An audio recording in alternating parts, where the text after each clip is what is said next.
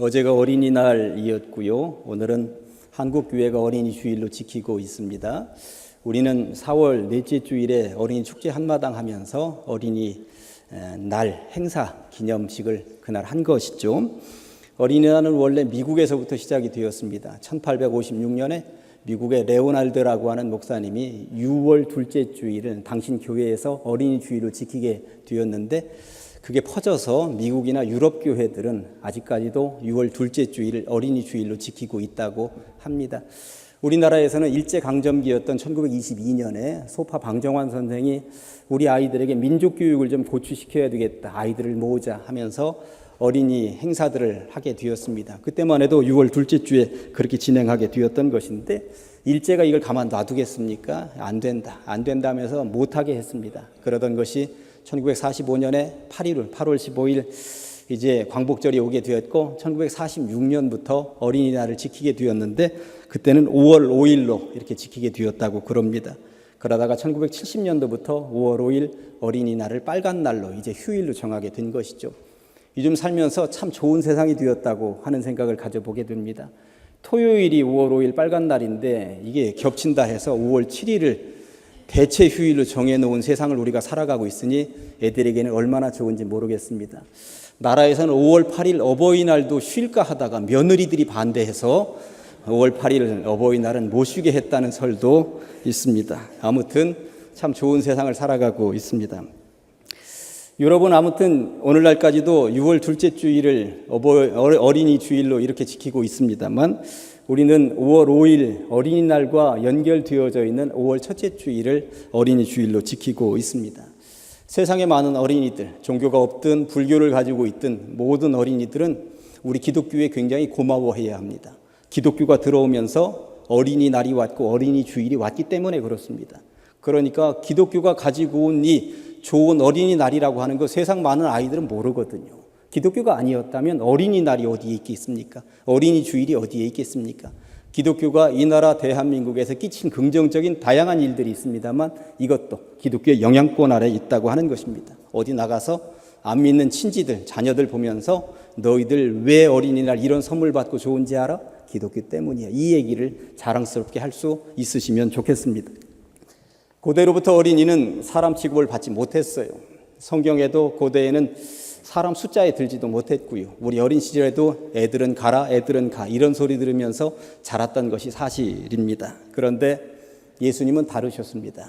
그 아이들 오라고 하셨고 품에 안으셨고 축복하셨고, 그리고 이런 어린아이들 같아야 천국에 갈 수 있다고 분명히 말씀하시면서 아이들의 지위를 굉장히 격상시켜 놓으셨구나 하는 것을 알 수 있습니다. 예수님도 어린 시절이 있으셨습니다. 예수님이 30살 때 하늘에서 그냥 뚝 떨어진 것이 아니에요. 어린아이 시절도 있었고 청소년 시기도 있었다고 하는 것이죠. 성경은 예수님의 어린 시절에 대해서 그렇게 많은 이야기를 기록하고 있지는 않습니다. 오늘 누가복음에서만 예수님께서 12살 때 6월절이 되어서 예루살렘 성전에 예배하러 올라갔다고 기록하고 있을 뿐입니다. 우리 민족은 설날이나 추석 때가 되면 고향 땅을 다녀온다 하면서 사람들이 이렇게 몰려다니고 그렇게 합니다만, 이스라엘 민족은 민족의 3대 절기 6월절, 77절, 초막절이 되면 12살 이상 된 사내들은 전부 다 예루살렘 성전에 가서 예배하는 것을 당연시 여겼습니다. 그 중에서도 6월절이 가장 큰 절기였기 때문에 다른 때는 몰라도 6월절 절기만큼은 예루살렘 성전으로 가야 된다는 인식들을 가지고 있었던 것이죠. 예수님이 12살이 되었습니다. 이제 12살이 되었으니까 너도 이제 성전에 가서 예배 드려야지 하면서 부모가 아이 예수를 데리고 예루살렘 성전으로 다녀오게 되었다는 이야기가 오늘 이야기인 것입니다. 12살이면 우리나라의 나이로 얘기하면 초등학교 5, 6학년 나이였구나 하는 것을 알 수가 있습니다. 첫 번째 예루살렘 성전 예배 방문이었는데 모든 일들은 순조롭게 잘 진행되는 것처럼 보였습니다만, 집으로 되돌아갈 때에 사건이 발생을 하게 되었다고 하는 것입니다. 성전에서 제사 드릴 때만 해도 분명히 주변에서 얼쩡거리고 있었던 아이 예수가 집으로 가는 길에 하루길이나 갔는데 눈에 보이지 않는다고 하는 거였습니다. 부모들은 다시 또 예루살렘 성전으로 거슬러 올라오게 되었고, 사흘 후에 성전에서 아이 예수를 찾고 발견하게 되었다고 하는 것이죠. 우리는 여기에서 잘 이해가 되지 않는 장면이 하나가 있습니다.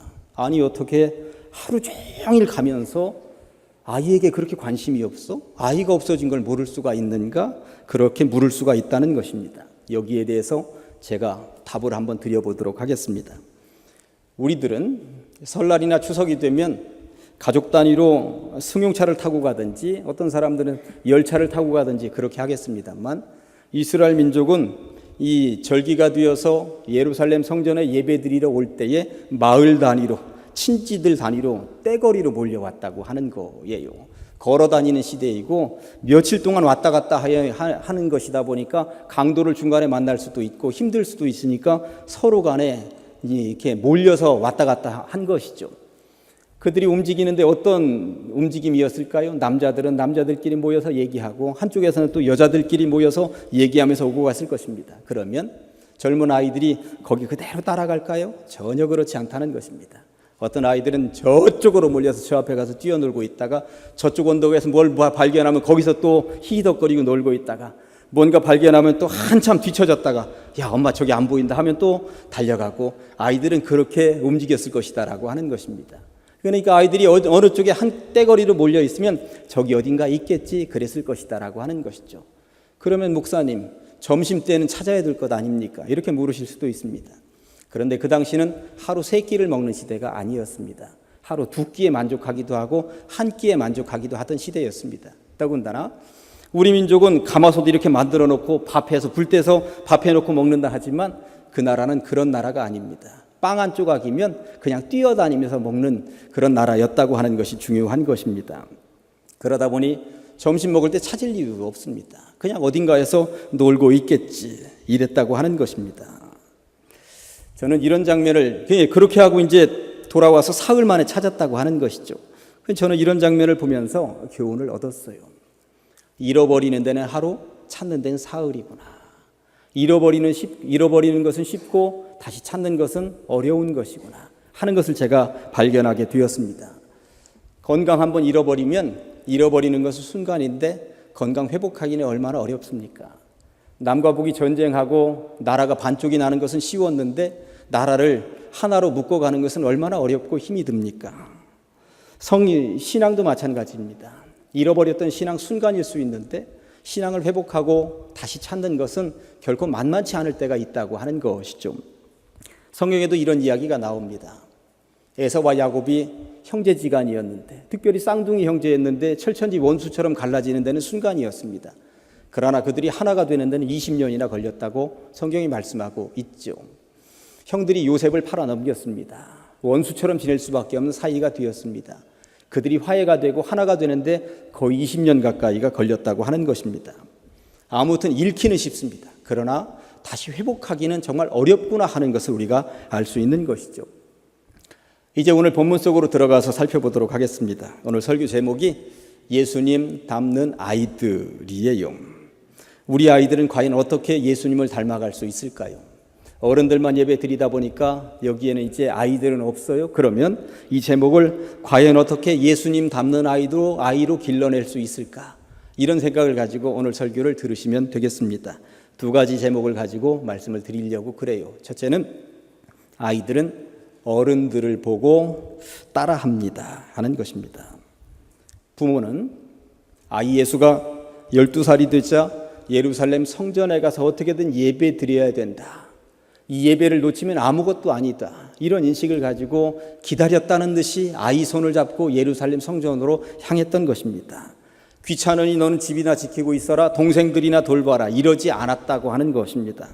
그러나 부모는 아이에게 어린 시절부터 성전 예배에 대한 교육을 철저하게 시키기 위해서 무진장 애를 쓰면서 그렇게 달려갔던 것인데 문제는 그 위에 놓치고 말았습니다만 중요한 것은 아이를 어떻게든 성전에서 길러내기 위해서 애쓰고 수고한 부모의 마음을 우리가 따라잡으면서 아이들은 부모를 따라하게 마련이구나. 여러분들은 아이들에게 주로 무엇을 보여주십니까? 최근 뉴스에 대한항공 이야기가 자꾸자꾸 회자되고 있는 것 여러분들 보실 것입니다. 외국에서도 갑질이라고 하는 한국말이 회자되면서 한국에서는 이런 일들이 있다고 뉴스 시간에 자꾸자꾸 나온다는 거예요. 얼마나 창피합니까? 저는 뉴스를 보면서 저 사람들이 어쩌다가 저렇게 되었단 말인가. 같은 사람인데, 같은 동료에게, 같은 분야의 일을 하는 사람에게 어떻게 저런 방식으로 대우할 수가 있단 말인가. 정말 의문이 생겼습니다. 땅콩을 매뉴얼대로 내오지 않았다는 이유로 항공기를 돌리는 언니나, 막말과 고성을 내지르며 물컵을 내던지는 동생이나, 어떻게 저런 형태의 사람들이 이 땅에 존재한단 말인가. 저는 이해할 수도 없었고 참 너무나도 답답했습니다. 사람의 얼굴을 하고 있지만 사람 같지 않다는 생각도 해보았습니다. 그런데 알고 봤더니 두 자매는 누구를 닮은 거예요? 엄마를 그대로 빼다 박은 것입니다.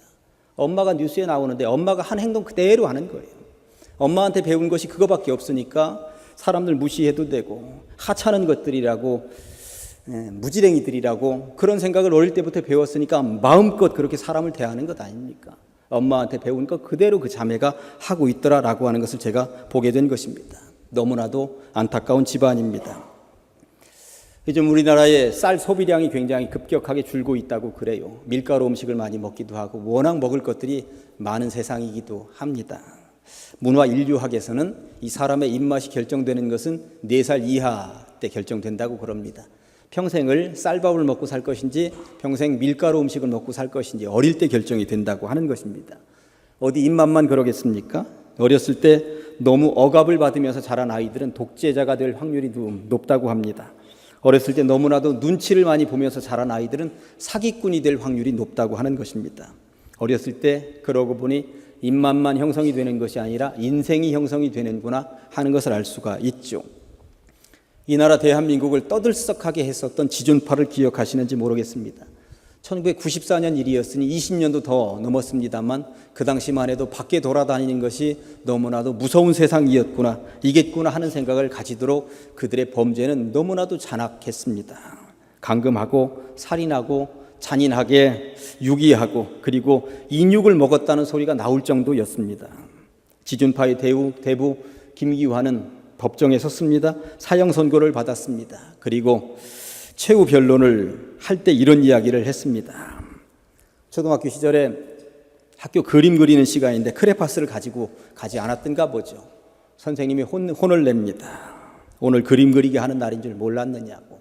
크레파스 가져오라고 하지 않았느냐고. 너 지금 반항하는 거냐고. 아이는 여기 목에까지 치밀어 올라오는 대답이 있었습니다. 선생님, 우리 집은 너무 가난해요. 크레파스 살 돈이 없어요. 그러나 차마 그 말을 내뱉지 못했습니다. 선생님은 그를 노려보면서 마구 때렸습니다. 그러면서 이렇게 말을 했던 것이죠. 야 이놈아, 훔쳐서라도 가져와야 할 것 아니냐. 이 말이 그의 가슴에 꽂혔습니다. 마지막 최후 진술을 하면서 김기환은 그때 그 선생님의 말 한마디가 내 인생을 바꾸어 놓았습니다. 그때부터 훔쳤습니다. 도둑질하는 것을 배웠습니다. 도둑질하는 것을 즐겼습니다. 그리고 내 운명은 그때 그렇게 바뀌었습니다.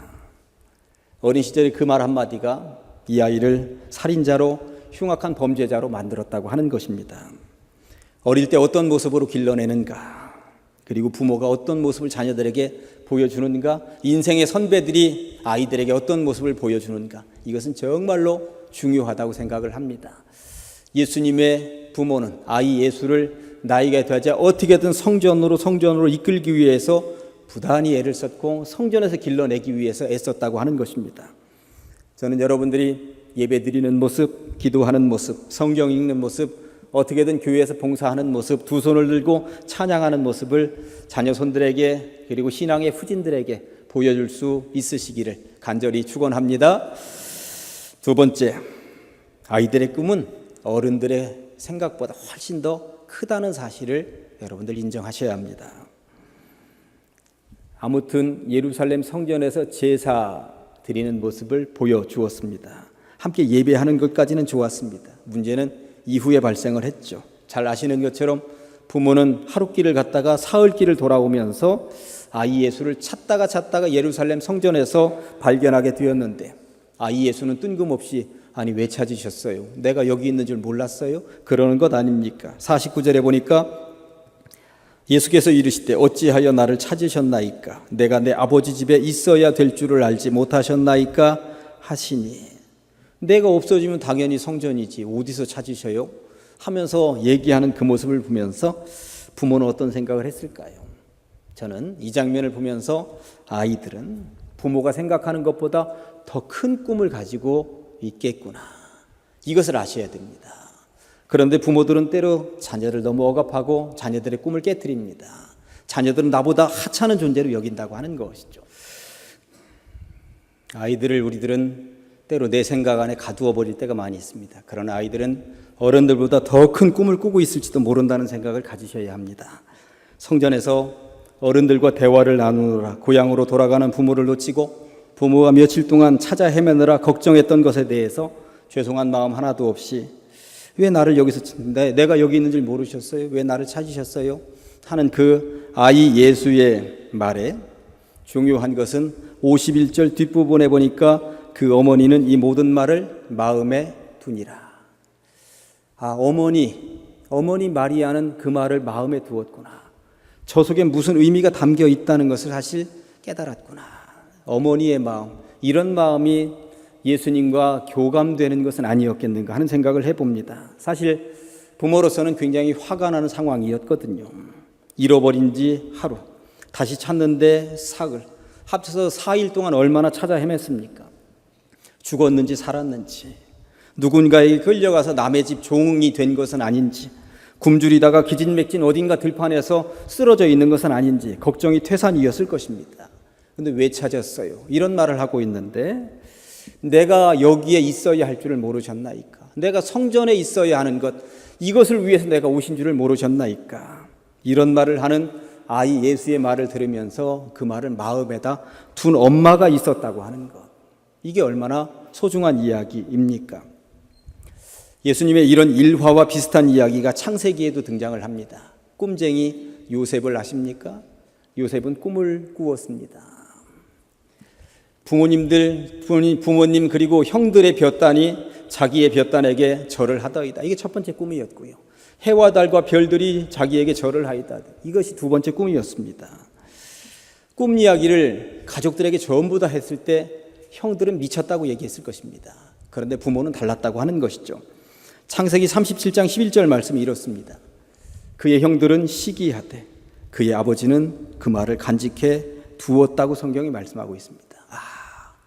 아이가 자라는데 아이가 어떤 행동을 하든지 어떤 말을 하든지 그것을 마음에 담아두는 아버지, 마음에 담아두는 어머니 있을 때에 아이들은 제대로 자라갈 수가 있는 것이구나, 그 꿈을 제대로 펼칠 수가 있는 것이구나, 저는 이런 생각을 해보았습니다. 사랑하는 가장제일교회 성도 여러분, 여러분의 자녀들이 때로 마음에 안 들고 내 마음에 들지도 않는 행동거지를 할 때도 분명히 있을 것입니다. 그럴 때마다 저놈들이 커서 도대체 뭐가 되려고 저러는가, 이런 생각을 하실 수도 있죠.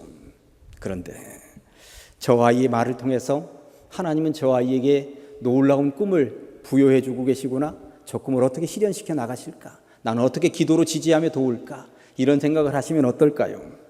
요셉의 꿈은 이스라엘 민족뿐만 아니라 근동을 먹여 살리는 것으로 나타났고요. 예수님의 성전에서의 꿈도 온 인류 구원으로 나타났습니다. 여러분들이 길러내는 아이들의 꿈도 때로는 말도 안 되지만 여러분이 마음에 담아두고 기도하며 지지해 준다면 요셉처럼 예수님처럼 더 놀라운 일로 나타나게 될 줄로 믿습니다.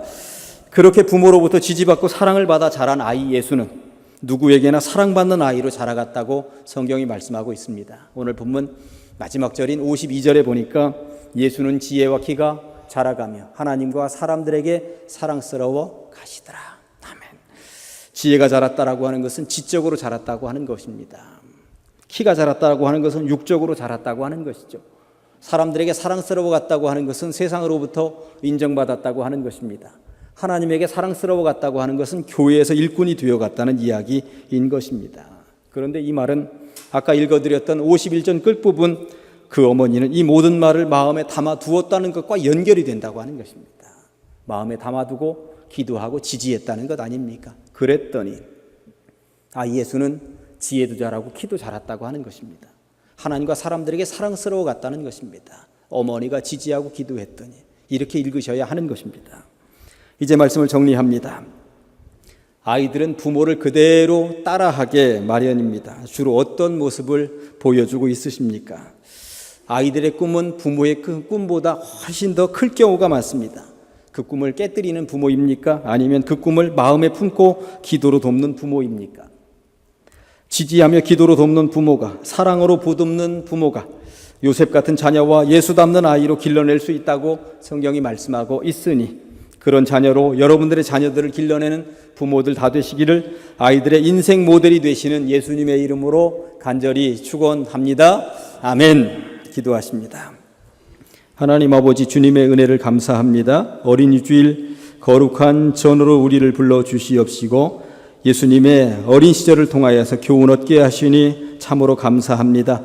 아이가 부모를 그대로 따라한다라고 하셨사오니 우리 부모로서 어떤 모습을 보여주어야 하는 것인지 때로는 결단하게 하여 주시옵소서. 아이들의 꿈은 부모의 꿈보다 더 크다고 말씀하셨사오니 그 꿈을 깨뜨리는 부모가 아니라 그 꿈을 마음에 품고 기도로 돕는 부모들이 다 되게 하여 주시옵소서. 예수님의 이름으로 기도합니다.